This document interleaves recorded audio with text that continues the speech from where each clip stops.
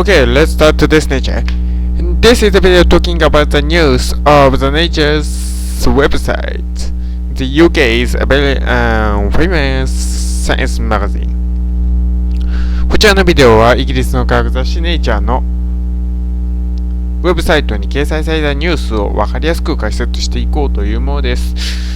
Today's theme is Next Generation of Carbon Monitoring Satellites Faces Daunting Hurdles. 次世代の二酸化炭素監視衛星が問題に直面、という感じですかね。ジェフ・トラフさんです。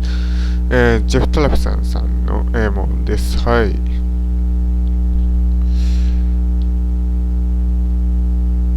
二酸化炭素といえば皆さんご存知の通りグリーンエミッションガス、温室効果ガスということで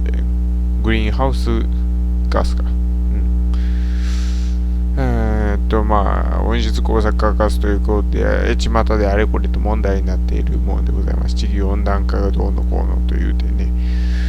二酸化炭素の排出量が増えすぎるとそういう地球に何らかの問題が出てくるんじゃないかということで心配されているというわけですが、さてそれに関して今いろいろな取り組みが行われているわけですけども、そういう取り組みをやるにあたって問題になってくるのは何かというと大体わかりますかね。あれが必要になってくるんですね。あれがなんでしょうね、あれって。Okay, first I talk about in English and second in Japanese. Okay, let's start. In present, two satellites is monitoring the greenhouse gases from the universe,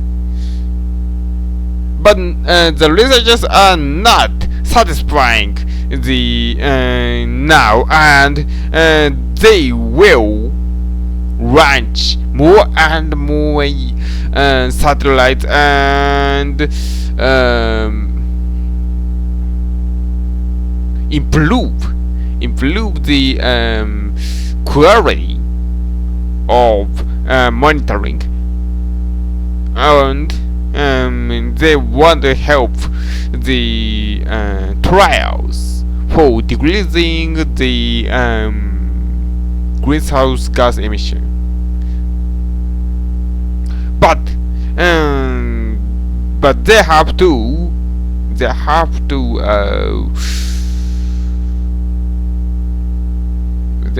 overcome the problem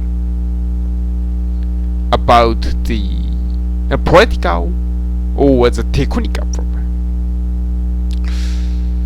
For doing the project, it costs substantial money, and the satellite that is now in the universe is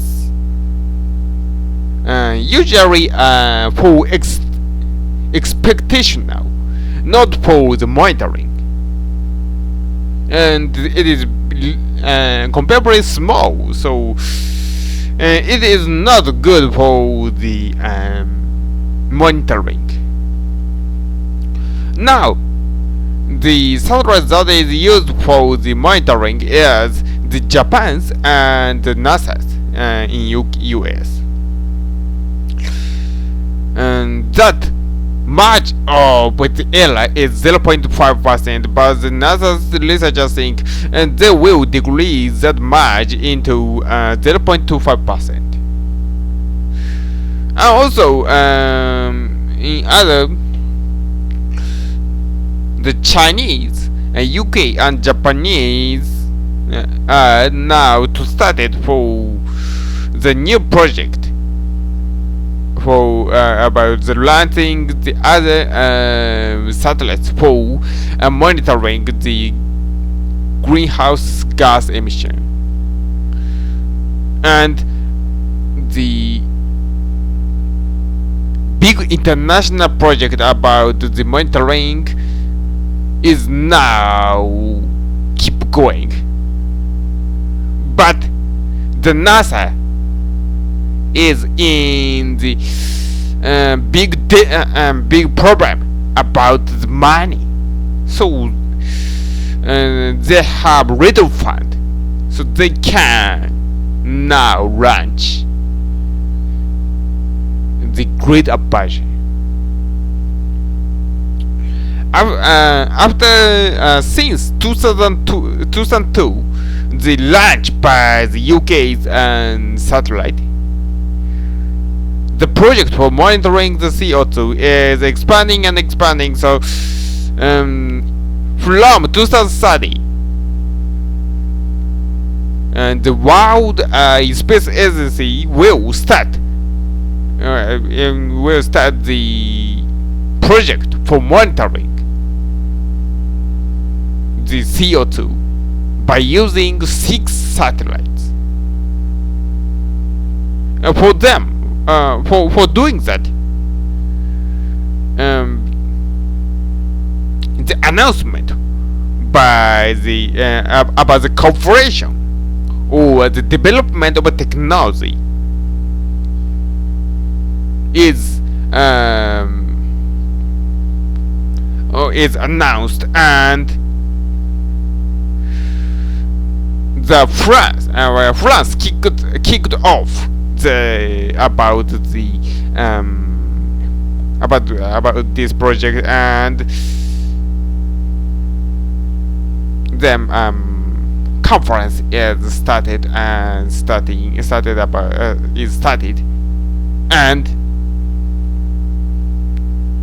the project is going. This project is very expected to other researchers, because now all of the researchers can't looking at where the CO2 comes from. They can only know how much the CO2 is existing, and this is a very big problem for dealing with the CO2 problem. More accurate and more easy to understand about the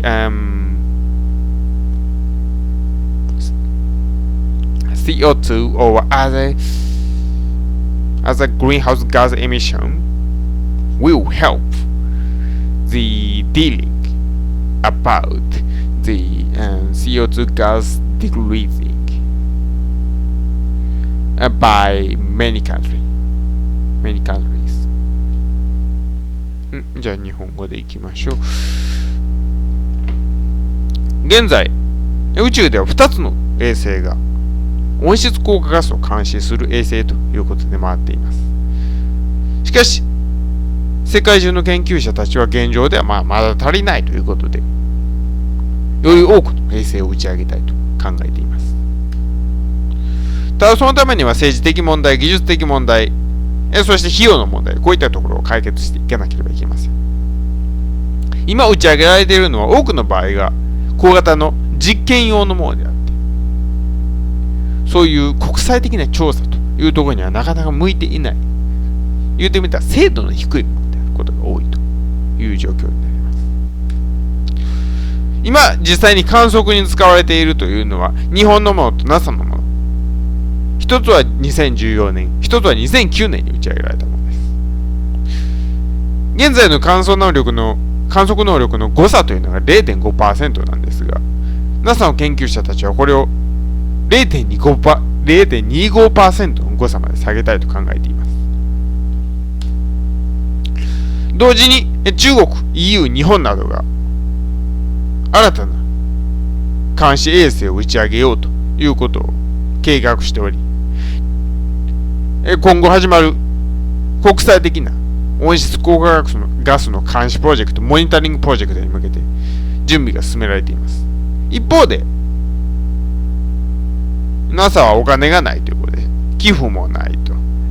予算も出ないということで、なかなか打ち上げというところにはこぎつけられない状況になります。